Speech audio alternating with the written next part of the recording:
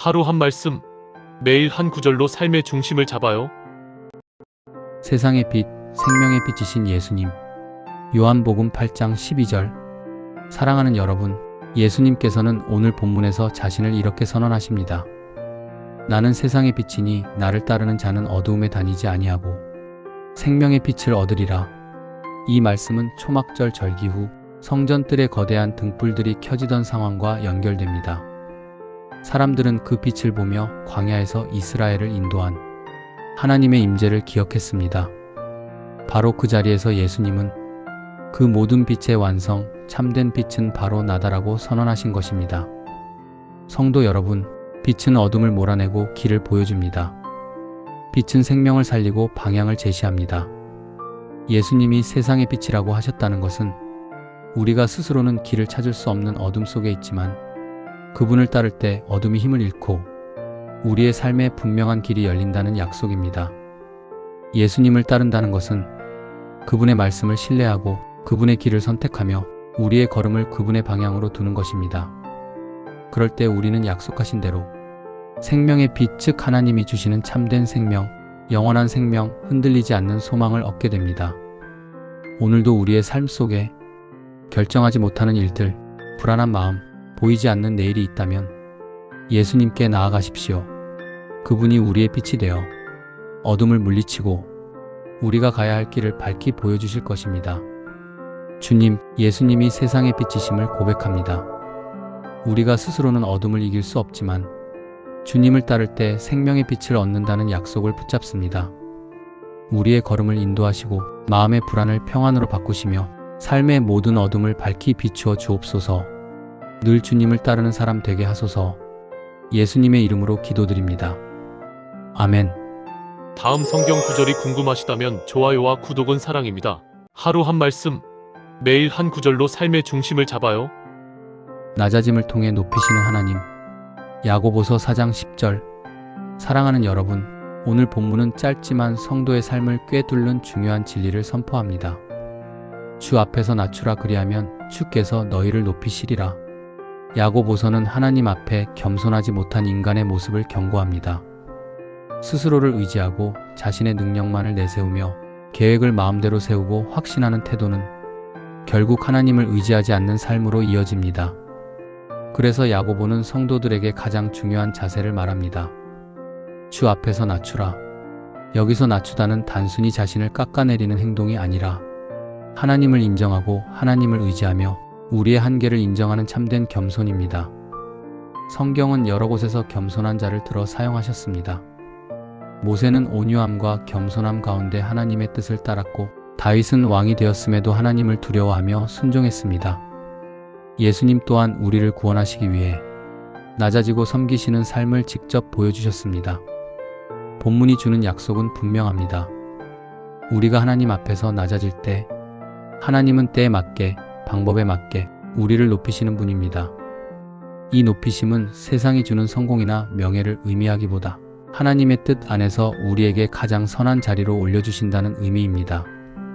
오늘도 우리의 생각, 계획, 마음을 하나님께 내려놓읍시다. 겸손은 패배가 아니라 하나님의 손 안으로 들어가는 길입니다. 그 길에 선 사람에게 하나님은 반드시 높이시는 은혜를 주십니다. 주님, 오늘 말씀처럼 주 앞에서 낮아지는 마음을 우리에게 주옵소서. 우리의 계획보다 하나님의 뜻을 먼저 구하게 하시고 교만보다 순종을 선택하는 성숙함을 주옵소서. 겸손한 자를 높이시는 하나님의 약속을 신뢰하며 주님만을 의지하는 삶을 살게 하소서. 예수님의 이름으로 기도드립니다. 아멘. 다음 성경 구절이 궁금하시다면 좋아요와 구독은 사랑입니다. 하루 한 말씀, 매일 한 구절로 삶의 중심을 잡아요. 고난 속에서도 건지시는 하나님. 시편 34편 19절. 사랑하는 여러분, 오늘 본문은 다윗이 고난 한가운데에서 고백한 말씀입니다. 의인은 고난이 많으나 여호와께서 그의 모든 고난에서 건지시는도다. 다윗은 하나님을 잘 믿지 못해서 고난을 겪은 것이 아니었습니다. 오히려 하나님을 믿었기 때문에, 하나님을 의지하며 살아갔기 때문에 더 큰 시험과 위협을 경험했습니다. 그래서 다윗은 의인에게도 고난이 많다라고 정직하게 말합니다. 믿음의 사람이라 해서 고난이 없는 것이 아니라 오히려 더 깊은 싸움을 경험할 수 있다는 사실을 인정한 것입니다.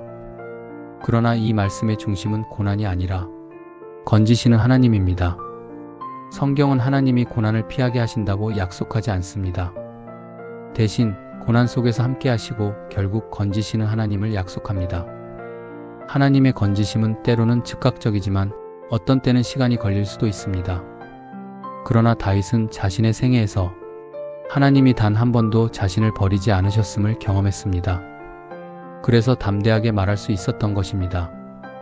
여호와께서 그의 모든 고난에서 건지시는도다. 오늘 우리의 삶에도 여러 시험과 눌림이 있을 수 있습니다. 해결되지 않는 문제, 상처, 두려움이 있지만 성경은 분명하게 말합니다. 의인의 고난보다 하나님의 건지심이 더 크다. 하나님은 지금도 우리를 보고 계시며 고난을 끝까지 방치하지 않으시는 분입니다.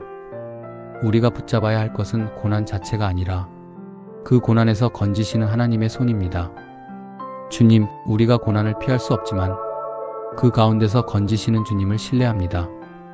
두려움과 눌림 속에서도 주님의 손을 바라보게 하시고 때가 차면 반드시 건지시는 하나님의 약속을 붙잡게 하옵소서. 우리의 삶을 지키시고 인도하시는 하나님을 찬양합니다. 예수님의 이름으로 기도드립니다. 아멘. 다음 성경 구절이 궁금하시다면 좋아요와 구독은 사랑입니다. 하루 한 말씀, 매일 한 구절로 삶의 중심을 잡아요. 영원히 서는 말씀. 이사야 40장 8절. 사랑하는 여러분, 오늘 본문은 이사야 선지자가 절망과 혼란 속에 있던 이스라엘에게 전한 강력한 선언입니다. 풀은 마르고 꽃은 시드나 우리 하나님의 말씀은 영원히 서리라. 당시 이스라엘은 바벨론 포로라는 현실 앞에서 모든 것이 흔들리고 무너지는 시기를 지나고 있었습니다. 사람의 힘, 나라의 권세, 인간의 지혜가 아무것도 해결해주지 못하는 상황 속에서 하나님은 이 말씀을 통해 한 가지 확실한 진리를 보여주십니다. 인간의 모든 것은 풀과 꽃과 같아 사라지지만 하나님의 말씀은 영원히 변하지 않는다는 사실입니다.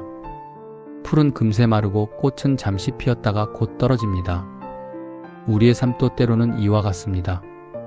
계획은 흔들리고 안정은 무너지고 사람의 말과 세상의 기준은 변합니다. 그러나 하나님은 우리에게 말합니다. 내 말은 변하지 않는다. 흔들리지 않는다. 무너지지 않는다. 하나님의 말씀이 영원하다는 것은 하나님의 약속도 영원하다는 뜻입니다. 위로의 말씀도 구원의 약속도 보호와 인도하심도 시간과 환경에 따라 달라지지 않습니다. 오늘 우리가 붙잡아야 할 것은 세상의 불안정함이 아니라 하나님의 변함없는 말씀입니다. 말씀을 붙드는 사람에게는 환경이 흔들려도 흔들리지 않는 생명의 기둥이 세워집니다. 사랑하는 여러분, 오늘도 우리의 삶이 변해도 상황이 바뀌어도 감정이 요동쳐도 하나님 말씀만은 영원히 서 있습니다. 이 말씀 위에 서는 자는 무너지지 않습니다. 영원하신 하나님, 풀과 꽃처럼 변하는 세상 속에서 변함없는 말씀을 주셔서 감사합니다. 우리의 마음이 흔들릴 때 말씀 위에 서게 하시고 환경보다 하나님의 약속을 더 신뢰하게 하옵소서. 영원히 서는 말씀을 따라 걸으며 하나님을 붙드는 믿음의 사람이 되게 하옵소서. 예수님의 이름으로 기도드립니다. 아멘. 다음 성경 구절이 궁금하시다면 좋아요와 구독은 사랑입니다. 하루 한 말씀, 매일 한 구절로 삶의 중심을 잡아요. 마음을 지키라, 생명의 근원. 잠언 4장 23절. 사랑하는 여러분, 오늘 말씀은 지혜로운 삶의 핵심을 밝히는 매우 중요한 구절입니다. 모든 지킬 만한 것 중에 더욱 내 마음을 지키라, 생명의 근원이 이에서 남이니라. 성경은 우리에게 많은 것을 지키라고 말합니다. 몸을 지키고 말과 행동을 지키고 관계를 지키라고도 말합니다. 하지만 그 모든 것보다 더 중요한 것은 바로 마음이라고 말씀합니다. 성경에서 마음은 단순한 감정이 아니라 생각, 의지, 방향, 가치관, 즉 삶 전체를 움직이는 중심을 의미합니다. 그래서 잠언은 생명의 근원이 마음에서 나온다고 말합니다. 우리의 삶이 어떤 방향으로 흘러가는지, 어떤 결정을 내리는지, 무엇을 사랑하고 무엇을 멀리하는지 그 모든 출발점이 마음입니다. 그러나 우리의 마음은 쉽게 흔들립니다. 상처받으면 다치고 유혹 앞에서는 약해지고 두려움이 들어오면 방향을 잃고 분노가 자리 잡으면 판단이 흐려집니다. 그래서 하나님은 마음을 지키라고 명령하십니다. 지키지 않으면 빼앗기기 때문입니다. 늘 관리하지 않으면 금세 무너지기 때문입니다. 마음을 지킨다는 것은 말씀과 기도로 우리의 중심을 하나님께 두는 것입니다. 내 감정이 아니라 하나님의 약속을 기준으로 선택하는 것이며 하나님이 원하시는 것과 아닌 것을 분별하는 영적 경계선을 세우는 것입니다. 사랑하는 여러분, 삶이 흔들리는 이유는 상황 때문이 아니라 마음이 지켜지지 않을 때가 많습니다. 하지만 반대로 마음이 하나님 안에 견고히 서 있으면 상황이 흔들려도 삶은 무너지지 않습니다. 오늘 이 말씀을 기억하며 생명의 근원을 바로 세우는 사람으로 살아가기를 축복합니다. 주님, 우리의 마음이 쉽게 흔들리고 약해질 때가 많습니다. 오늘 말씀처럼 무엇보다도 마음을 지키게 하시고 하나님의 진리로 우리의 중심을 세워 주옵소서. 상황이 아닌 말씀을 기준으로 선택하게 하시고 생명의 근원이 흐르는 건강한 마음을 허락해 주옵소서. 예수님의 이름으로 기도드립니다. 아멘. 다음 성경 구절이 궁금하시다면 좋아요와 구독은 사랑입니다. 하루 한 말씀, 매일 한 구절로 삶의 중심을 잡아요. 나의 반석, 나의 요새이신 하나님. 시편 18편 2절. 사랑하는 여러분, 시편 18편은 다윗이 사울의 위협과 수많은 전쟁 가운데에서 하나님이 자신을 지켜주셨음을 고백하며 드린 찬양입니다. 그는 오늘 본문에서 하나님을 7가지 이름으로 부르며 자신의 삶을 어떻게 지키셨는지를 간증처럼 말합니다. 여호와는 나의 반석이시요. 반석은 흔들리지 않는 기초입니다. 다윗은 삶의 기반이 사람이나 힘이 아니라 오직 하나님이셨음을 고백했습니다. 나의 요새시요, 나를 건지시는 자시요. 요새는 적이 침투할 수 없는 안전한 성입니다. 다윗은 숱한 위협 속에서 자신의 생명을 지켜낸 힘이 하나님이셨음을 경험했습니다. 나의 피할 바위시요, 나의 방패시요. 피할 바위는 숨는 곳을 의미합니다. 인간은 언제든지 약해질 수 있지만 하나님은 우리가 숨을 수 있는 확실한 피난처가 되어주십니다. 그리고 방패는 공격을 막아내는 방어입니다. 우리의 능력이 아니라 하나님이 우리를 대신 막아주시는 것입니다. 나의 구원의 뿌리시요, 나의 산성이시로다. 구원의 뿔은 힘과 승리를 상징합니다. 즉, 하나님은 단지 보호만 하시는 것이 아니라 우리를 승리로 이끄시는 능력이십니다. 산성은 높은 곳의 견고함을 뜻하며 하나님이 우리의 전 인생을 둘러싸고 지키시는 분이라는 의미입니다. 사랑하는 여러분, 이 모든 표현은 한 가지 진리로 연결됩니다. 하나님은 우리의 모든 상황에서 충분하신 분이다. 우리가 흔들릴 때 반석이 되고 두려울 때 요새가 되고 넘어질 때 구원이 되십니다. 오늘도 우리의 인생을 지키시는 하나님께 다윗처럼 신뢰의 고백을 드리며 살아가기를 축복합니다. 주님, 오늘 말씀처럼 하나님이 우리의 반석이시며 요새이심을 고백합니다. 우리의 힘이 약해질 때 피할 바위가 되어주시고 모든 공격 앞에서 방패가 되어주시며 구원의 능력으로 우리를 붙잡아 주옵소서. 우리가 어떤 상황에서도 하나님을 신뢰하게 하시고 다윗처럼 믿음의 고백을 드리는 삶이 되게 하옵소서. 예수님의 이름으로 기도드립니다. 아멘. 다음 성경 구절이 궁금하시다면 좋아요와 구독은 사랑입니다. 하루 한 말씀, 매일 한 구절로 삶의 중심을 잡아요. 말 한마디가 만드는 평안. 잠언 15장 1절. 사랑하는 여러분, 오늘 말씀은 우리의 일상 속에서 가장 자주 마주하는 말의 중요성을 분명하게 가르칩니다. 유순한 대답은 분노를 쉬게 하여도 과격한 말은 노를 격동하느니라. 잠언은 말이 얼마나 큰 영향을 끼치는지 반복해서 강조합니다.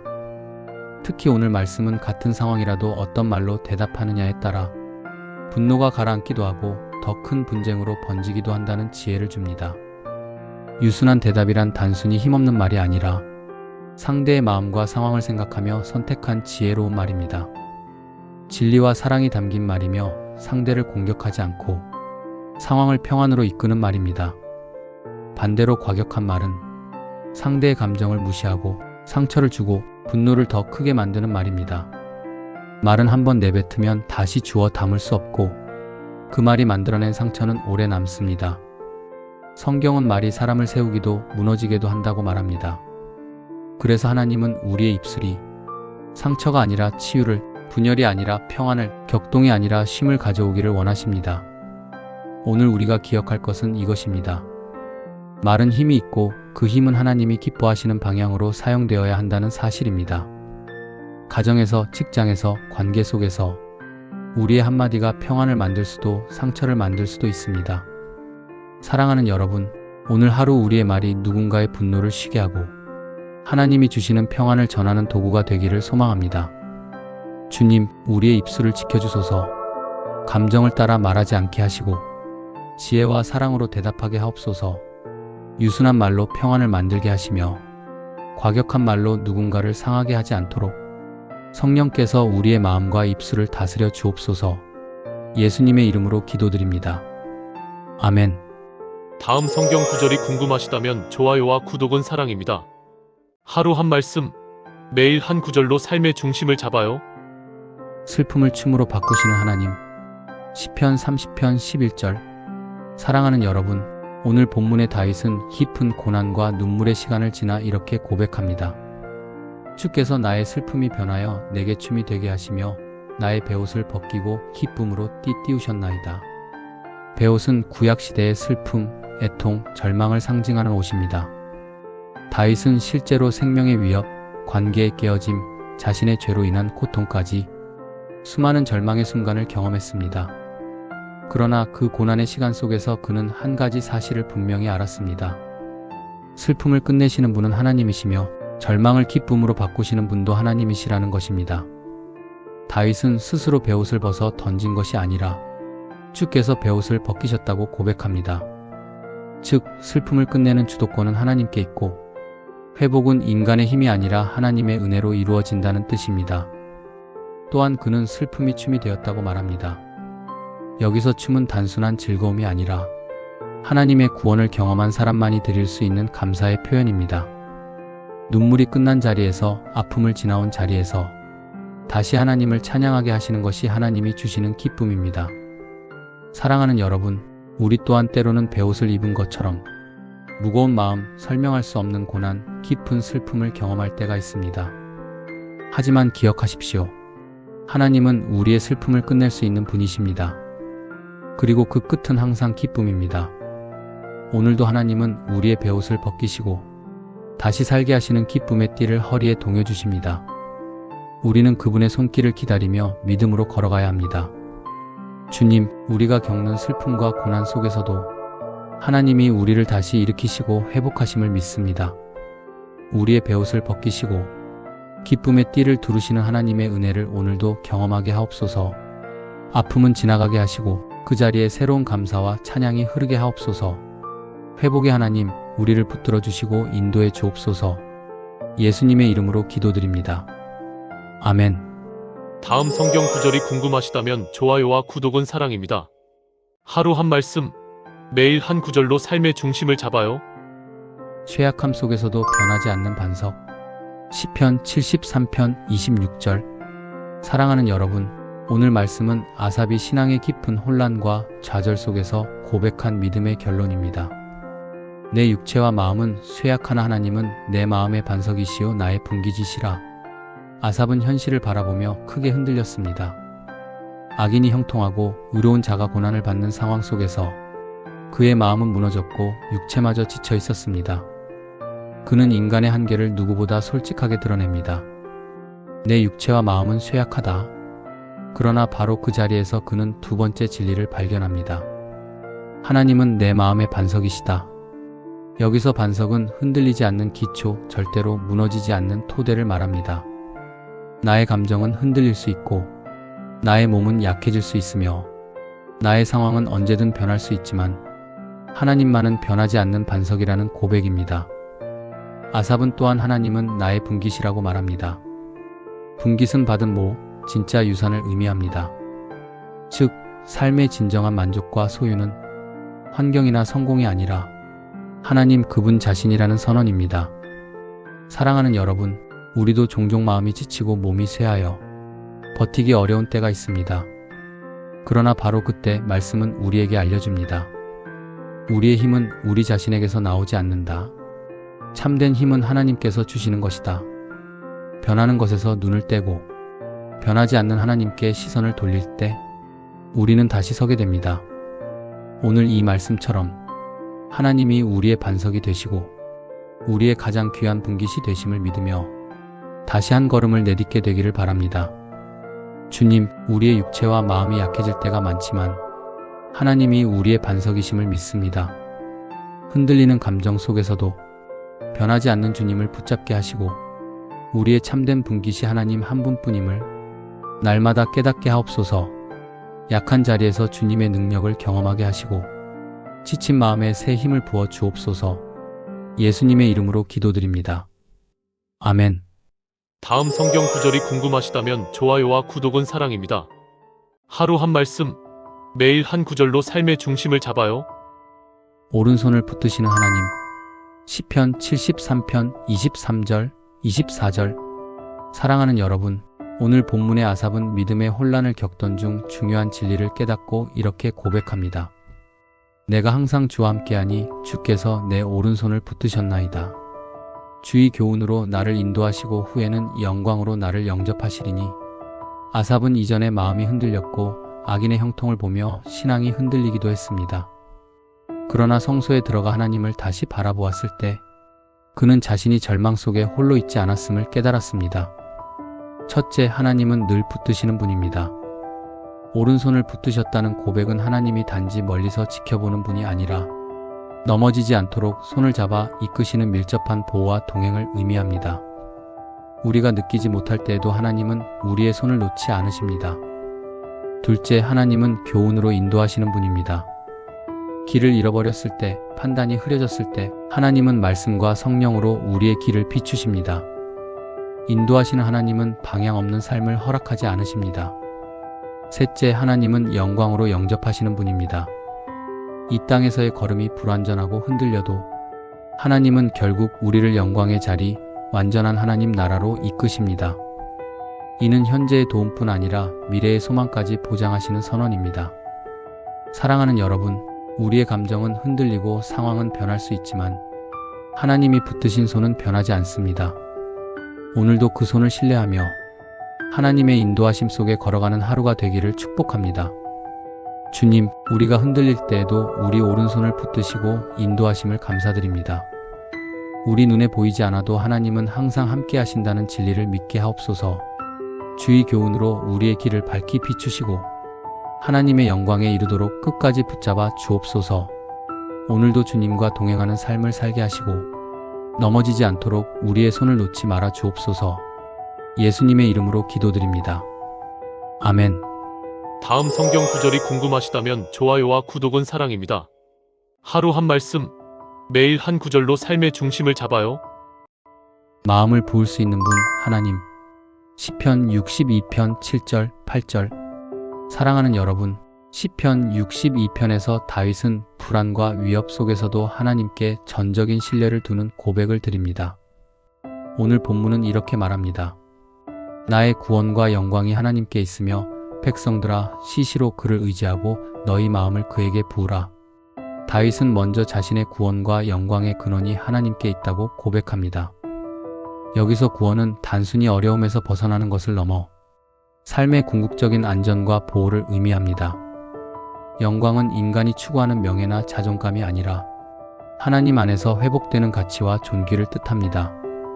즉, 진짜 안전과 진짜 명예는 사람에게서 오지 않고 오직 하나님께 있다는 선언입니다. 다윗은 이어서 이렇게 말합니다. 시시로 그를 의지하고 너희 마음을 그에게 부으라. 여기서 마음을 부으라는 표현은 감정을 억누르지 말고 숨기지 말고 있는 그대로 하나님께 털어놓으라는 의미입니다. 두려움도 슬픔도 분노도 기쁨도 전부 하나님 앞에 쏟아낼 수 있다는 것입니다. 왜냐하면 하나님은 우리의 반석, 우리의 피난처가 되시기 때문입니다. 사랑하는 여러분, 우리에게는 마음을 안전하게 맡길 곳이 필요합니다. 사람은 때로 이해하지 못하고 때로 받아주지 못하지만 하나님은 우리의 마음을 담아내실 수 있는 유일한 분입니다. 오늘 이 말씀은 우리에게 권면합니다. 시시로 하나님께 의지하라. 그리고 마음을 그분께 부어라. 그럴 때 하나님은 우리에게 구원과 영광을 경험하게 하시고 흔들리지 않는 평안을 주십니다. 주님, 우리의 구원과 영광이 오직 하나님께 있음을 고백합니다. 마음을 주님께 숨김없이 털어놓을 수 있도록 우리의 내면을 열어 주옵소서.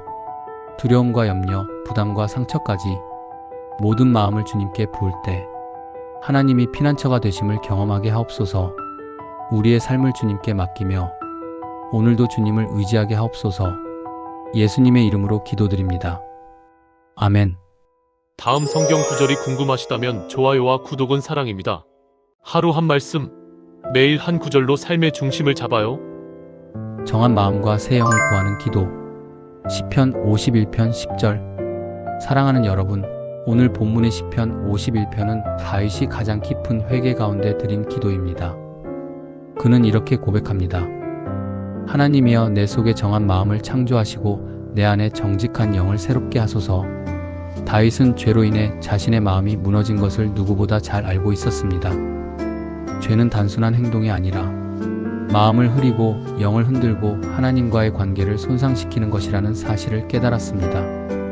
그래서 그는 자신의 외적인 문제보다 먼저 마음과 영의 회복을 하나님께 구했습니다. 첫째, 정한 마음을 창조하소서라는 기도는 단순한 수리가 아니라 창조입니다. 원래대로 돌려놓는 것이 아니라 하나님이 새롭게 만들어 주셔야만 한다는 고백입니다. 우리의 노력이나 감정 조절로는 죄의 흔적을 해결할 수 없음을 다윗은 인정했습니다. 참된 변화는 하나님이 마음 깊은 곳에 새 일을 행하실 때 일어납니다.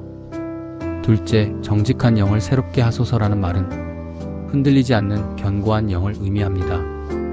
유혹 앞에 흔들리지 않고 하나님의 뜻을 분별하며 바른 길을 걸을 수 있는 내적 힘을 구하는 기도입니다. 다윗은 영혼의 중심이 바로 서지 않으면 삶의 어떤 부분도 바르게 설 수 없음을 알았습니다. 사랑하는 여러분, 우리도 때로 마음이 무너지고 영이 약해지는 순간을 경험합니다. 실수와 죄, 상처와 낙심이 우리의 중심을 흐리게 만들 때가 있습니다. 그때 필요한 것은 다윗의 이 기도입니다. 하나님, 내 마음을 새롭게 하시고 내 영을 다시 세워 주옵소서. 하나님은 넘어지는 사람을 정죄하는 분이 아니라 회개하는 마음에 새 마음과 새 영을 부어주시는 분입니다. 이 기도가 오늘 우리의 회복의 출발점이 되기를 바랍니다. 주님, 우리의 마음이 흔들릴 때 정한 마음을 창조하시고 새 영을 부어주시는 하나님을 의지합니다. 우리 안의 죄와 무너진 부분을 고백하오니 깨끗하게 하시고 새롭게 하옵소서. 정직한 영으로 우리를 세우시고 하나님 뜻을 따라 살아가는 담대한 믿음을 주옵소서. 예수님의 이름으로 기도드립니다. 아멘. 다음 성경 구절이 궁금하시다면 좋아요와 구독은 사랑입니다. 하루 한 말씀, 매일 한 구절로 삶의 중심을 잡아요. 충성의 걸음을 기억하시는 하나님. 여호수아 14장 8절 9절. 사랑하는 여러분, 오늘 본문은 갈렙이 약속의 땅을 분배받는 자리에서 남긴 믿음의 고백입니다. 그는 이렇게 말합니다. 나는 내 하나님 여호와께 충성하였으므로 내 발로 밟는 땅을 반드시 얻게 하리라. 갈렙은 40년 전 가나안 땅을 정탐했던 사람입니다. 대부분의 사람들이 두려움에 사로잡혀 불가능하다고 말했을 때 갈렙은 하나님이 함께 하시면 능히 이길 수 있다고 믿음으로 고백했습니다. 그러나 그의 믿음 때문에 즉시 약속을 얻은 것이 아니라 그 후로 45년의 긴 광야를 지나야 했습니다. 그러나 갈렙은 흔들리지 않았습니다. 그는 자신의 충성을 사람에게 보이기 위한 행위가 아니라 하나님 앞에서 드린 진실한 마음이라고 말합니다. 그래서 여호수아 14장은 갈렙의 삶을 통해 중요한 진리를 가르칩니다. 첫째, 하나님은 충성의 걸음을 잊지 않으신다. 사람은 쉽게 잊고 상황은 바뀌고 때로 우리의 헌신이 드러나지 않을 수 있지만 하나님은 그 모든 믿음의 걸음을 정확히 기억하십니다. 둘째, 하나님의 약속은 반드시 성취된다. 갈렙의 고백처럼 내 발로 밟는 땅을 반드시 얻게 하리라는 주님의 말씀은 시간이 지나도 변하지 않았습니다. 하나님의 약속은 지연될 수는 있어도 사라지지 않습니다. 셋째, 믿음의 충성은 영적 유산이 된다. 갈렙은 개인의 칭찬을 얻기 위해 충성한 것이 아니라 하나님을 향한 절대적 신뢰로 살았습니다. 그 믿음은 후대에게까지 본이 되었습니다. 사랑하는 여러분, 우리의 작은 순종, 조용한 충성도 하나님은 보고 계십니다. 때가 되면 반드시 약속을 이루시는 분이십니다. 갈렙처럼 하나님 앞에서 흔들리지 않는 충성으로 살아가기를 축복합니다. 주님, 갈렙의 믿음과 충성을 기억하시고 그에게 약속을 이루신 하나님을 찬양합니다. 우리의 작은 헌신과 걸음도 주님이 아심을 믿습니다. 어려움 속에서도 흔들리지 않고 하나님 앞에서 충성되게 살아가도록 우리를 강하게 하옵소서. 하나님의 약속이 반드시 이루어진다는 믿음을 우리 마음에 새겨주시고 주님의 때를 바라보며 담대하게 걸어가게 하옵소서. 예수님의 이름으로 기도드립니다. 아멘. 다음 성경 구절이 궁금하시다면 좋아요와 구독은 사랑입니다. 하루 한 말씀, 매일 한 구절로 삶의 중심을 잡아요. 하나님을 기쁘시게 하는 삶. 시편 147편 11절. 사랑하는 여러분, 오늘 본문은 하나님이 무엇을 기뻐하시는지를 명확하게 알려줍니다. 여호와는 자기를 경외하는 자와 그 인자하심을 바라는 자들을 기뻐하시는도다. 시편 147편은 하나님의 위대하심을 찬양하는 시입니다. 온 세상을 창조하시고 강한 바람을 일으키고 별들을 그 수대로 부르시는 전능하신 하나님을 노래합니다. 그런데 놀라운 사실은 그 위대하신 하나님이 기뻐하시는 것은 인간의 힘이나 능력이 아니라는 것입니다. 첫째, 하나님은 자기를 경외하는 자를 기뻐하십니다. 경외란 단순히 두려움이 아니라 하나님을 존중하고 하나님의 뜻을 가장 우선에 두고 그분의 말씀에 순종하려는 마음입니다. 즉, 하나님이 하나님 되심을 인정하는 삶을 말합니다. 둘째, 하나님은 그 인자하심을 바라는 자를 기뻐하십니다. 자신의 힘이나 자격을 의지하는 것이 아니라 하나님의 사랑과 은혜를 바라는 마음입니다. 나는 부족하지만 하나님은 충분합니다라는 믿음이 하나님을 기쁘게 하는 것입니다. 이 두 가지는 결국 한 가지로 이어집니다. 하나님을 높이고 하나님의 인자하심에 소망을 두는 삶. 하나님은 우리의 성공, 성취, 능력보다 그분을 향한 겸손한 마음, 의지하는 마음을 기뻐하십니다. 사랑하는 여러분, 우리를 창조하시고 붙드시며 회복하시는 하나님은 우리가 힘을 자랑하는 것을 기뻐하지 않으십니다. 대신 하나님을 중심에 두는 마음, 그리고 하나님께 소망을 두는 삶을 기뻐하십니다. 오늘도 우리의 중심이 하나님의 인자하심을 바라보며 경외함으로 살아가는 하루가 되기를 축복합니다. 주님, 우리의 능력이 아니라 하나님을 경외하는 마음을 기뻐하시는 하나님을 찬양합니다. 하나님의 인자하심만을 바라보게 하시고 우리의 중심이 흔들릴 때마다 주님의 은혜로 붙들어 주옵소서. 하나님을 높이고 의지하는 삶으로 주님을 기쁘시게 하는 하루가 되게 하옵소서. 예수님의 이름으로 기도드립니다. 아멘. 다음 성경 구절이 궁금하시다면 좋아요와 구독은 사랑입니다. 하루 한 말씀, 매일 한 구절로 삶의 중심을 잡아요. 주의 길을 배우는 삶. 시편 25편 4절 5절. 사랑하는 여러분, 오늘 본문은 다윗이 하나님 앞에서 드린 깊은 인도하심의 기도입니다. 여호와여, 주의 도를 내게 보이시고 주의 길을 내게 가르치소서. 주의 진리로 나를 지도하시고 교훈하소서. 다윗은 왕이었고 뛰어난 지혜와 경험을 가진 사람이었습니다. 그러나 그는 자신의 지식과 경험이 아니라 하나님의 길을 배워야만 한다는 사실을 알고 있었습니다. 첫째, 주의 도를 내게 보이소서라는 고백은 인생의 방향을 하나님께 묻는 태도입니다. 우리의 눈은 종종 흐려지고 감정과 상황에 휘둘릴 때가 많습니다. 그래서 다윗은 자신의 판단보다 하나님의 길을 보고 싶어 했습니다. 둘째, 주의 길을 가르치소서는 보는 것에서 끝나는 것이 아니라 그 길을 실제로 걸어갈 수 있는 힘과 지혜를 구하는 기도입니다. 하나님의 길은 단지 지식이 아니라 순종을 통해 완성됩니다. 셋째, 주의 진리로 나를 지도하시고 교훈하소서라는 말은 하나님의 말씀과 성령의 인도를 따라 내 삶 전체가 다듬어지고 성장할 수 있도록 하나님이 친히 개입하시기를 바라는 마음입니다. 그리고 다윗은 이렇게 고백합니다. 주는 내 구원의 하나님이시니 내가 종일 주를 기다리나이다. 여기서 기다린다는 것은 단순한 시간의 인내가 아니라 전적인 신뢰를 의미합니다. 하나님이 가장 선한 길을 보여주실 것을 믿는 믿음입니다. 사랑하는 여러분, 우리도 많은 길 앞에 서 있습니다.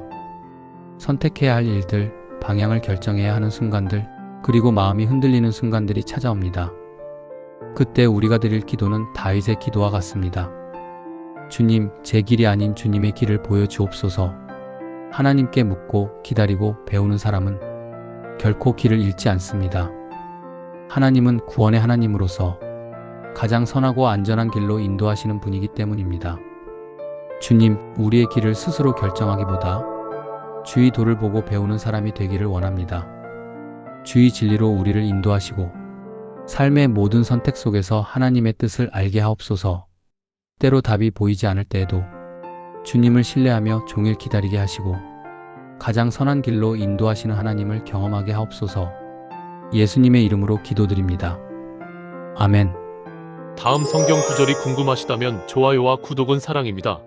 하루 한 말씀, 매일 한 구절로 삶의 중심을 잡아요. 믿음이 열어주는 가능성. 마가복음 9장 23절. 사랑하는 여러분, 예수님은 제자들이 문제 앞에서 흔들릴 때 이렇게 말씀하셨습니다. 믿는 자에게는 능히 하지 못할 일이 없느니라. 이 말씀은 우리의 능력이 무한하다는 뜻이 아닙니다. 하나님을 믿는 믿음이 있을 때 하나님의 능력이 우리의 삶에 역사한다는 뜻입니다. 우리가 감당할 수 없다고 느끼는 문제도, 길이 보이지 않는 상황도 믿음으로 주님께 나아갈 때 하나님의 능력이 가능성을 열어주십니다. 믿음은 환경을 부정하는 것이 아니라 환경보다 크신 하나님을 선택해 바라보는 것입니다. 그래서 믿음의 사람은 절망 속에서도 포기하지 않고 불가능해 보이는 자리에서도 하나님을 의지합니다. 사랑하는 여러분, 우리의 믿음이 작아 보일 때라도 그 믿음을 하나님께 드리면 하나님은 그 작은 믿음을 통해 크신 일을 이루시는 분입니다. 주님, 우리의 능력이 아니라 하나님의 능력을 믿는 믿음을 주옵소서. 불가능해 보이는 상황에서도 주님을 바라보게 하시고 작은 믿음이라도 주께 드릴 때 하나님의 일이 이루어지게 하옵소서. 예수님의 이름으로 기도드립니다. 아멘. 다음 성경 구절이 궁금하시다면 좋아요와 구독은 사랑입니다. 하루 한 말씀, 매일 한 구절로 삶의 중심을 잡아요. 힘과 평강을 주시는 하나님. 시편 29편 11절. 사랑하는 여러분, 오늘 본문은 자연의 큰 소리가 울려 퍼지는 시편 29편의 마지막 절에서 주어지는 하나님의 약속입니다. 여호와께서 자기 백성에게 힘을 주시며 평강의 복을 주시리로다. 시편 29편 전체를 보면 하나님의 음성은 천둥과 같고 큰 물소리와 같고 백향목을 꺾고 광야를 흔들 만큼 강력한 모습으로 묘사됩니다. 그런데 놀랍게도 이 강한 하나님의 음성이 마지막에는 그의 백성에게 힘과 평강을 주시는 선언으로 이어집니다. 첫째, 하나님은 힘을 주시는 하나님입니다. 여기서 말하는 힘은 근육의 힘이 아니라 지치지 않도록 살게 하는 내적 힘, 넘어지지 않도록 붙들어 주시는 영적 힘, 혼란 속에서도 방향을 잃지 않게 하는 믿음의 힘입니다. 우리가 스스로 버티지 못할 때도 하나님은 새 힘을 공급하시는 분입니다. 둘째, 하나님은 평강의 복을 주시는 하나님입니다. 평강 샬롬은 단순한 감정적 안정이 아니라 삶 전체가 하나님 안에서 온전히 서는 상태입니다. 상황이 흔들려도 마음은 흔들리지 않는 하나님이 주시는 참된 평안입니다. 이 두 가지는 함께 갑니다. 하나님의 힘이 있을 때 평강이 임하고 하나님의 평강 안에 있을 때 우리는 다시 힘을 얻습니다. 사랑하는 여러분, 우리의 환경이 시편 29편의 폭풍처럼 흔들릴지라도 하나님은 그 폭풍의 끝에서 내가 너에게 힘을 준다, 내가 너에게 평강을 준다 라고 말씀하십니다. 이 약속을 붙들고 하나님이 주시는 힘과 평강 속에 머무는 하루가 되기를 축복합니다. 주님, 폭풍 가운데서도 우리에게 힘을 주시고 평강의 복을 약속하시는 하나님을 찬양합니다. 우리의 연약함을 아시니 주의 힘으로 채워주시고 혼란 속에서도 주님의 평강으로 마음을 지켜주옵소서. 주님의 음성 앞에 겸손히 서며 힘과 평강을 누리는 삶을 살게 하옵소서. 예수님의 이름으로 기도드립니다. 아멘. 다음 성경 구절이 궁금하시다면 좋아요와 구독은 사랑입니다. 하루 한 말씀, 매일 한 구절로 삶의 중심을 잡아요. 은신처가 되시는 하나님. 시편 32편 7절. 사랑하는 여러분, 다윗은 오늘 말씀에서 하나님을 이렇게 고백합니다. 주는 나의 은신처이오니 환난에서 나를 보호하시고 구원의 노래로 나를 두르시리이다. 시편 32편은 다윗이 죄사함의 은혜를 경험한 뒤 하나님께서 어떤 분이신지를 다시 깨닫고 드린 감사의 고백입니다. 첫째, 하나님은 우리의 은신처이십니다. 은신처란 위험이 올 때 숨을 수 있는 안전한 곳입니다. 다윗은 전쟁의 위험, 배신, 죄로 인한 무너짐까지 수많은 환난을 지나면서 한 가지를 확실하게 배웠습니다. 사람의 안전은 사람에게서 오는 것이 아니라 하나님에게서 온다는 것입니다. 하나님은 우리가 지칠 때 숨겨주시고 두려울 때 품어주시는 분입니다. 둘째, 하나님은 환난에서 보호하시는 분입니다. 여기서 보호하심은 문제가 전혀 없게 하신다는 뜻이 아니라 문제가 우리를 무너지게 하지 못하도록 하나님이 주도적으로 지켜주신다는 의미입니다. 환난이 찾아와도 하나님이 계시기에 우리는 쓰러지지 않습니다. 셋째, 하나님은 구원의 노래로 나를 두르신다고 하셨습니다. 두르다는 말은 하나님이 우리를 기쁨과 감사로 감싸신다. 상황이 아닌 구원의 은혜로 우리를 채우신다는 뜻입니다. 울음이 노래가 되고 두려움이 찬양이 되는 은혜입니다. 사랑하는 여러분, 우리 삶에도 숨고 싶은 순간, 감당하기 어려운 환난이 찾아올 때가 있습니다. 그때 우리는 이 고백을 붙잡아야 합니다. 주는 나의 은신처입니다. 하나님은 피할 곳이 없는 사람에게 피할 길을 주시는 분이며 두려움에 갇힌 사람에게 구원의 노래를 입히시는 분입니다. 오늘도 그 은신처 되시는 하나님 안에서 쉼과 보호와 기쁨을 누리시기를 축복합니다. 주님, 환난 속에서도 우리의 은신처가 되어주시는 하나님을 찬양합니다. 우리가 두려워할 때 숨겨주시고 시험 가운데서 보호하시며 구원의 노래로 우리를 감싸 주옵소서. 우리의 힘이 아닌 하나님의 은혜로 살게 하시고 하나님 안에서 참된 안전을 누리게 하옵소서. 예수님의 이름으로 기도드립니다. 아멘. 다음 성경 구절이 궁금하시다면 좋아요와 구독은 사랑입니다. 하루 한 말씀, 매일 한 구절로 삶의 중심을 잡아요. 지혜의 시작은 하나님을 경외하는 마음.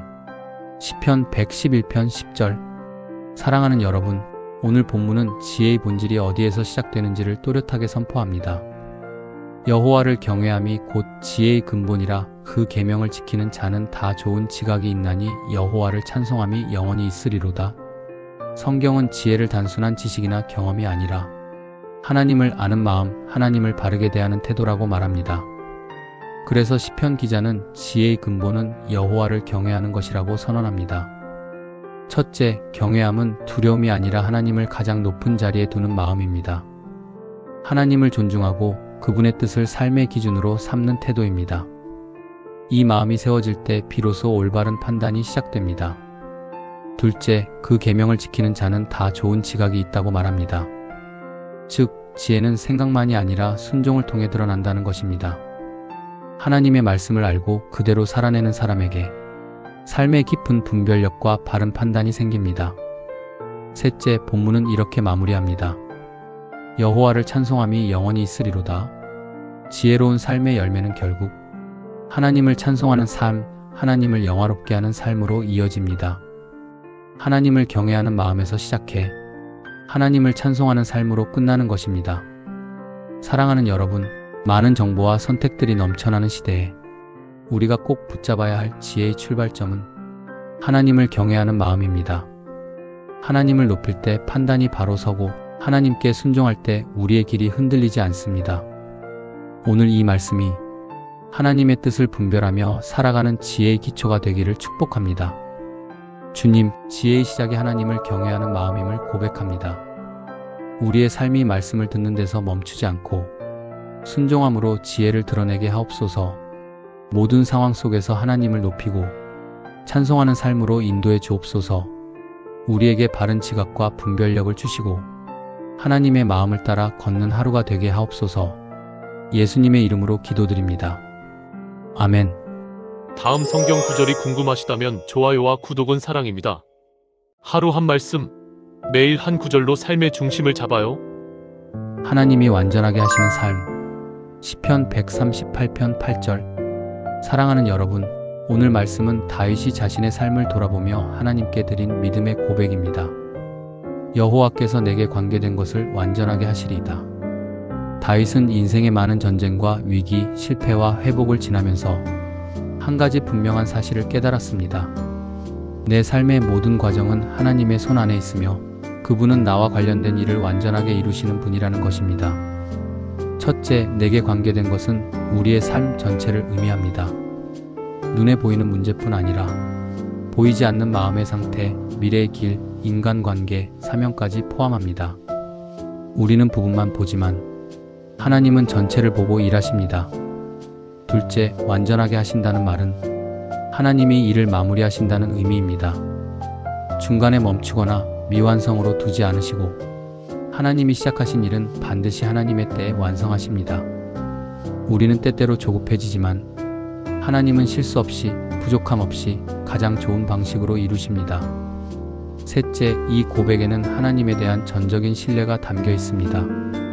다윗의 환경은 완전하지 않았지만 하나님의 성품은 완전하다는 사실을 믿었습니다. 그래서 상황이 아니라 하나님의 성실함을 바라보았습니다. 사랑하는 여러분, 우리도 때때로 삶이 복잡하고 답이 보이지 않을 때가 있습니다. 그러나 이 말씀은 우리를 향한 하나님의 선하신 의지를 선포합니다.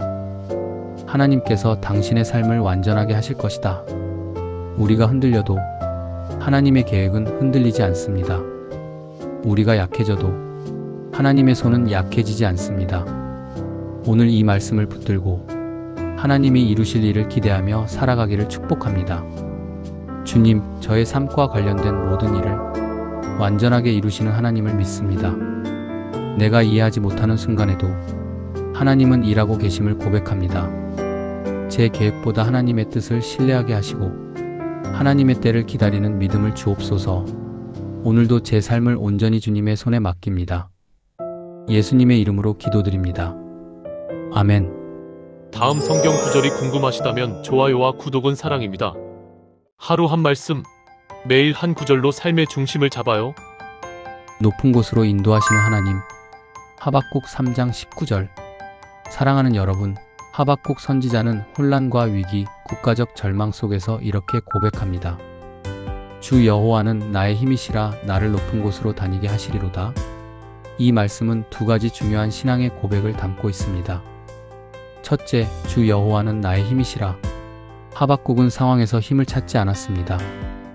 환경은 흔들리고 현실은 어둡고 미래는 불안정했습니다. 그래서 그는 인간의 힘이나 조건을 의지하지 않고 하나님을 힘으로 삼는 신앙을 선택했습니다. 우리의 힘이 바닥날 때 하나님의 힘은 시작됩니다. 그분은 지치지 않는 힘, 흔들리지 않는 능력으로 우리를 붙드시는 분입니다. 둘째, 높은 곳으로 다니게 하시리로다. 높은 곳은 승리와 안전, 그리고 영적 우월함을 상징합니다. 마치 사슴이 높은 곳을 가볍게 뛰어다니듯 하나님은 우리의 걸음을 강하고 가볍게 하셔서 위험과 실패의 자리에서 넉넉히 걸어가게 하십니다. 여기서 중요한 점은 우리가 스스로 높은 곳에 오르는 것이 아니라 하나님이 우리를 그곳으로 인도하신다는 것입니다. 하나님이 주시는 힘으로 우리는 이전에는 감당하지 못했던 길도 걷게 되고 넘어졌던 자리도 다시 일어날 수 있습니다. 사랑하는 여러분, 삶이 낮아지고 무너진 곳에 있을 때 하박국의 고백을 붙들어야 합니다. 주 여호와는 나의 힘이시라. 그리고 하나님은 반드시 우리를 더 넓은 곳, 더 안전한 곳, 더 깊은 은혜의 자리로 인도하시는 분입니다. 오늘도 그 하나님을 의지하며 높은 곳을 걷는 믿음의 삶이 되기를 축복합니다. 주님, 우리의 힘이 되시는 여호와 하나님을 찬양합니다. 상황 속에서 흔들리지 않게 하시고 하나님의 능력으로 우리의 걸음을 새롭게 하옵소서. 낮은 곳에서 벗어나 하나님이 준비하신 높은 곳으로 인도하여 주시고 감당할 수 없는 자리에서도 주님의 힘으로 담대히 걷게 하옵소서. 예수님의 이름으로 기도드립니다. 아멘. 다음 성경 구절이 궁금하시다면 좋아요와 구독은 사랑입니다. 하루 한 말씀, 매일 한 구절로 삶의 중심을 잡아요. 계속하는 기도, 깨어있는 감사. 골로새서 4장 2절. 사랑하는 여러분, 바울은 골로새 교회에 이렇게 권면합니다. 기도를 계속하고 기도에 감사함으로 깨어있으라. 이 짧은 말씀 속에는 성도의 기도 3가지 중심 태도가 담겨 있습니다. 첫째, 기도를 계속하라는 말은 잠깐 하고 멈추는 기도가 아니라 삶 전체에 이어지는 지속적이고 끈질긴 기도를 의미합니다. 문제가 있을 때만 하는 기도가 아니라 하나님과의 관계 안에서 호흡처럼 이어지는 기도입니다. 기도는 상황을 해결하기 위한 도구가 아니라 하나님과 연결되는 영적 생명줄입니다. 둘째, 감사함으로라는 말은 기도의 분위기를 결정하는 중요한 태도입니다. 감사는 아직 응답을 보지 못해도 하나님이 일하고 계심을 믿는 신앙의 표현입니다. 감사로 시작하는 기도는 흔들리지 않고 감사로 끝나는 기도는 절망 속에서도 소망을 잃지 않습니다. 셋째, 깨어있으라는 말은 영적으로 주의를 기울이라는 뜻입니다. 기도하면서도 마음이 분주해지기 쉽고 환경에 의해 흔들리기 쉽습니다. 그래서 바울은 하나님의 시선으로 상황을 바라보는 깨어있음을 강조합니다. 깨어있는 사람은 하나님의 인도하심을 놓치지 않고 영적으로 잠든 사람은 기도하면서도 길을 잃습니다. 사랑하는 여러분, 우리가 기도를 계속할 때 고난 속에서도 흔들리지 않는 힘이 생기고 감사로 기도할 때 마음은 평안으로 채워지고 깨어있을 때 하나님이 하시는 일을 삶 속에서 발견하게 됩니다. 오늘 이 말씀이 우리의 기도를 새롭게 하고 하나님과 더 깊이 동행하는 은혜가 되기를 축복합니다. 주님, 기도를 통해 우리와 함께 하시고 우리의 삶을 인도하시는 하나님을 찬양합니다. 기도를 멈추지 않는 마음을 주시고 감사함으로 기도하게 하시며 영적으로 깨어 주님의 뜻을 분별하게 하옵소서. 기도 가운데 역사하시는 하나님을 신뢰하며 오늘도 주님의 손을 붙들게 하옵소서. 예수님의 이름으로 기도드립니다. 아멘. 다음 성경 구절이 궁금하시다면 좋아요와 구독은 사랑입니다. 하루 한 말씀, 매일 한 구절로 삶의 중심을 잡아요. 조급함 대신 신뢰를 선택하라는 권면. 시편 37편 7절. 여호와 앞에 잠잠하고 참고 기다리라. 자기 길이 형통하며 악한 꾀를 이루는 자 때문에 불평하지 말지어다. 우리는 기다리는 것보다 빨리 결과를 보는 데 익숙한 사람들입니다. 정직하게 살아가는데도 오히려 그렇지 않은 사람이 더 잘 되는 것처럼 보일 때 마음속에는 불평이 생깁니다. 그런 우리에게 시편 기자는 말합니다. 여호와 앞에 잠잠하라. 이 잠잠함은 포기가 아닙니다.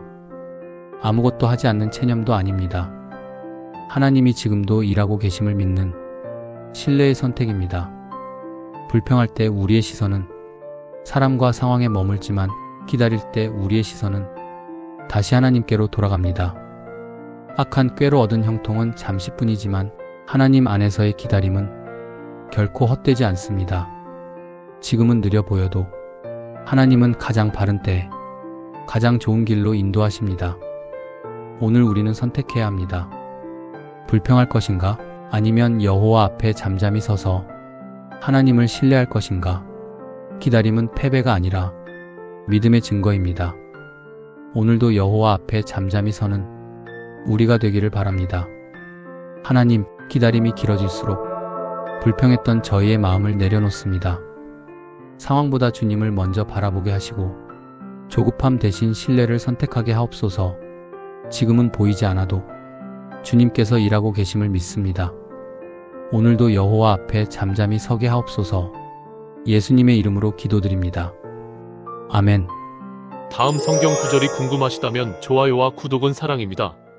하루 한 말씀, 매일 한 구절로 삶의 중심을 잡아요. 오늘에 집중하라는 삶의 지혜. 마태복음 6장 34절. 그러므로 내일 일을 위하여 염려하지 말라. 내일 일은 내일이 염려할 것이요 한날의 괴로움은 그날로 족하니라.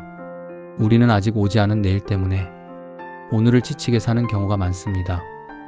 일어나지도 않은 일로 마음이 무거워지고 앞으로의 상황을 생각하다가 오늘 주어진 은혜를 놓쳐버리곤 합니다.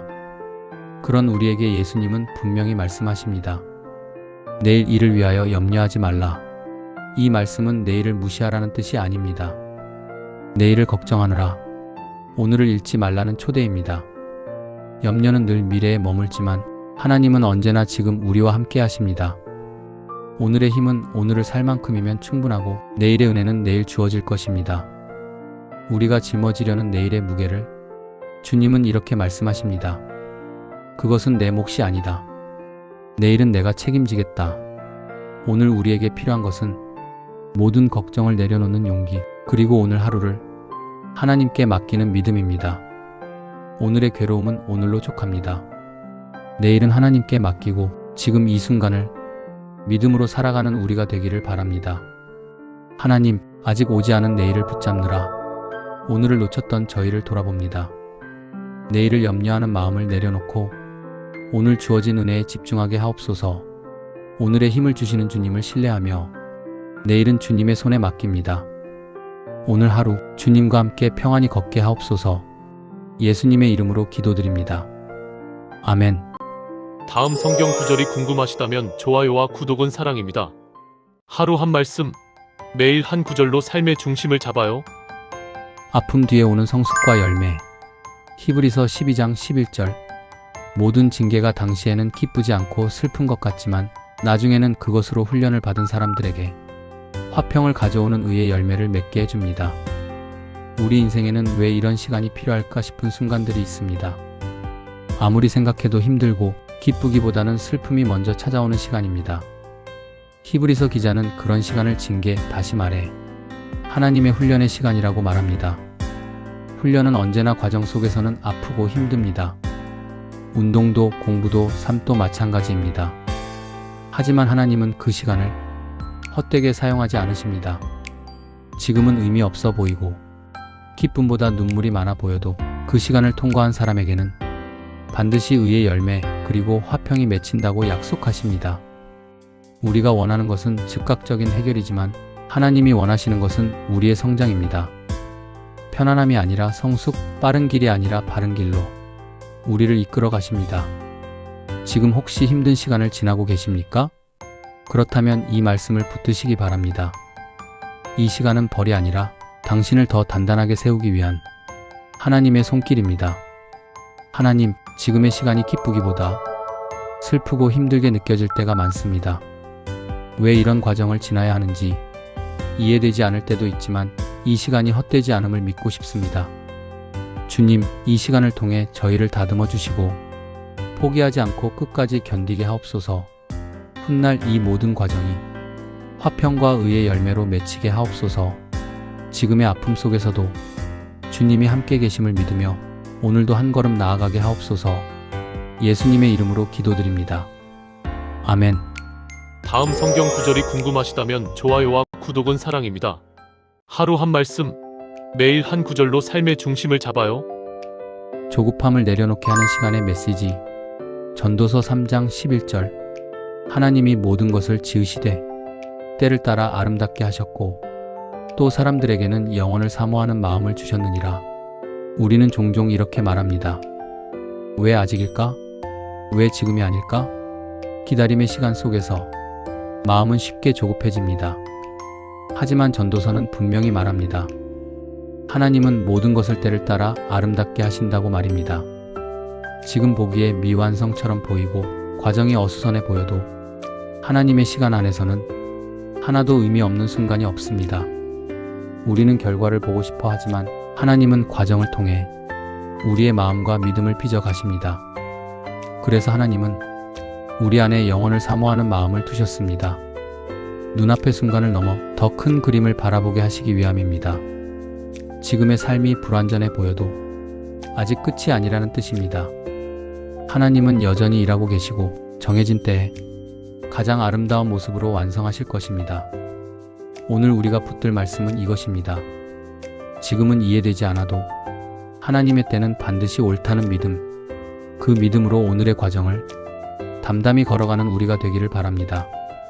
하나님, 지금의 과정이 답답하고 앞이 보이지 않을 때가 많습니다. 왜 이 시간을 지나야 하는지 알 수 없을 때도 있지만 주님께서 모든 것을 때를 따라 아름답게 하신다는 말씀을 믿습니다. 조급한 마음을 내려놓고 주님의 시간표를 신뢰하게 하옵소서. 지금의 과정 속에서도 저희를 다듬고 빚어가시는 주님의 손길을 보게 하옵소서. 아직 완성되지 않은 오늘을 믿음으로 살아가게 하시고 정하신 때에 아름다운 열매를 맺게 하옵소서. 예수님의 이름으로 기도드립니다. 아멘. 다음 성경 구절이 궁금하시다면 좋아요와 구독은 사랑입니다. 하루 한 말씀, 매일 한 구절로 삶의 중심을 잡아요. 진짜 관계의 의미. 잠언 17장 17절. 친구는 사랑이 끊이지 아니하고 형제는 위급한 때까지 위하여 낳느니라. 우리는 관계가 가장 중요하다고 말하면서도 막상 관계가 어려워지면 쉽게 지치고 물러서고 싶어집니다. 기쁠 때는 함께하지만 힘들 때까지 함께하는 관계는 생각보다 많지 않습니다. 잠언은 진짜 관계를 이렇게 정의합니다. 사랑이 끊이지 않는 친구, 그리고 위급한 때를 위해 존재하는 형제. 관계의 진짜 가치는 편할 때가 아니라 어려울 때 드러난다는 말씀입니다. 사랑은 감정이 아니라 선택입니다. 상황이 좋아서가 아니라 힘든 순간에도 떠나지 않기로 결단하는 것이 진짜 사랑입니다. 그래서 성경은 좋은 관계를 유지되는 관계라고 말합니다. 우리는 누군가에게 그런 친구가 되고 있습니까?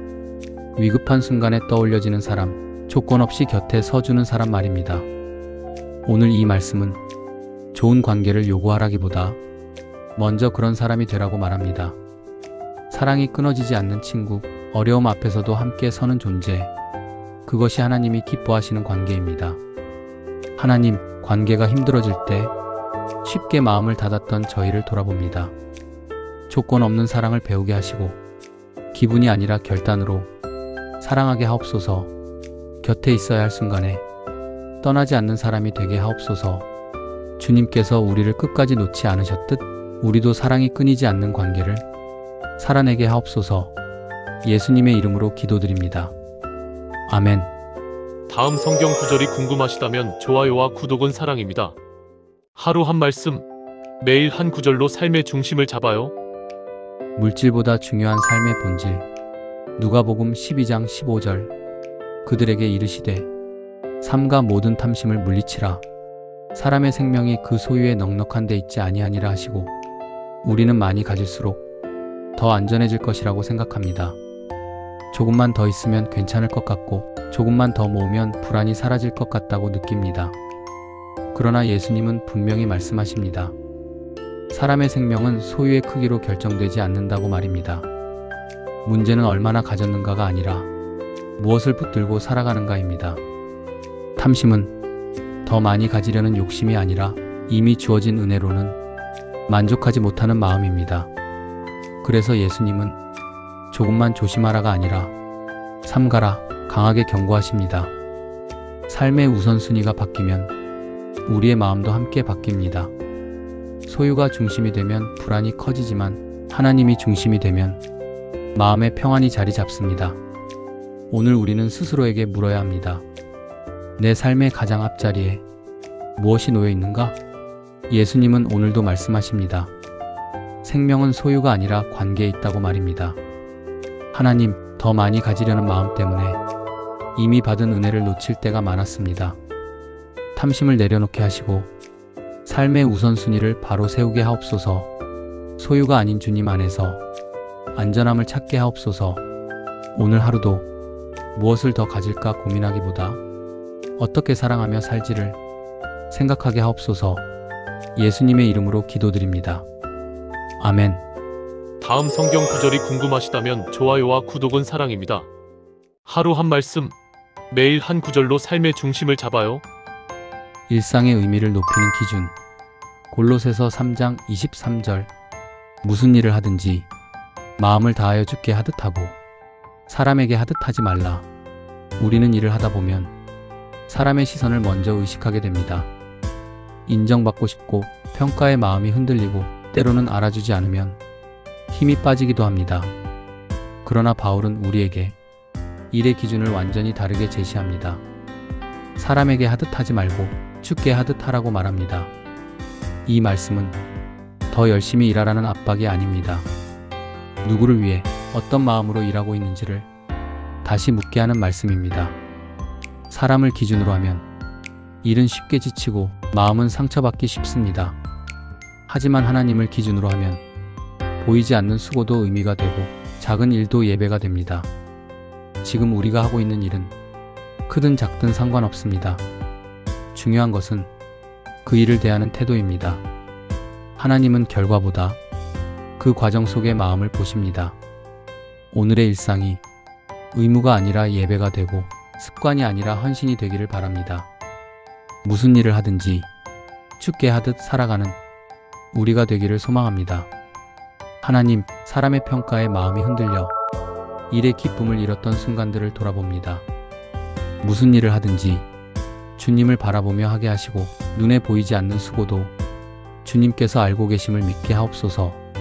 오늘의 일상이 주님께 드리는 예배가 되게 하시고 마음을 다해 살아내는 신실한 삶을 살게 하옵소서.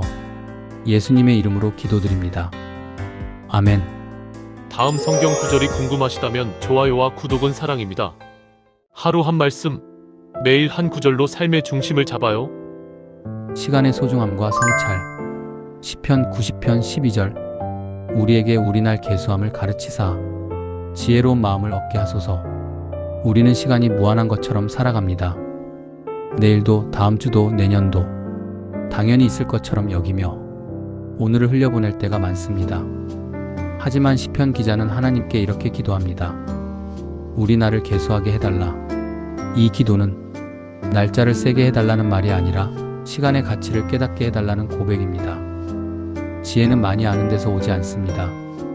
지혜는 하루하루가 선물임을 알고 그 시간을 어떻게 살아야 할지 깨닫는 데서 시작됩니다. 우리의 시간이 유한하다는 사실은 두려움이 아니라 삶을 더 깊고 진지하게 만드는 은혜입니다. 그래서 하나님은 오늘을 허투루 살지 않도록 우리에게 지혜로운 마음을 주십니다. 오늘 이 말씀은 묻습니다. 지금 나는 무엇을 위해 시간을 쓰고 있는가? 무엇에 마음을 쏟고 있는가? 하나님은 오늘도 우리의 하루를 통해 지혜를 가르치고 계십니다. 오늘을 귀하게 살아내는 것, 그것이 지혜로운 삶입니다. 하나님, 시간이 당연한 것처럼 흘려보내며 오늘의 소중함을 잊고 살았던 저희를 돌아봅니다. 우리의 날을 계수하게 하시고 하루하루를 선물처럼 살아가게 하옵소서. 무엇이 중요한지 분별할 수 있는 지혜로운 마음을 허락하여 주옵소서. 오늘 주어진 이 시간을 주님 뜻 안에서 의미 있게 사용하게 하옵소서. 예수님의 이름으로 기도드립니다. 아멘. 다음 성경 구절이 궁금하시다면 좋아요와 구독은 사랑입니다.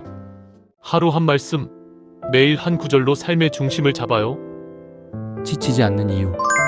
고린도후서 4장 16절. 그러므로 우리가 낙심하지 아니하노니 우리의 겉사람은 낡아지나 우리의 속사람은 날로 새로워지도다. 살다 보면 지칠 수밖에 없습니다. 몸도 마음도 예전 같지 않고 열심히 살아도 결과가 보이지 않을 때 낙심이 찾아옵니다. 바울은 그런 현실을 부정하지 않습니다. 겉사람은 낡아진다고, 약해진다고 솔직하게 말합니다. 그러나 동시에 이렇게 선언합니다. 그럼에도 우리는 낙심하지 않는다고 말입니다. 왜일까요? 하나님은 겉모습이 아니라 속사람을 새롭게 하시는 분이기 때문입니다.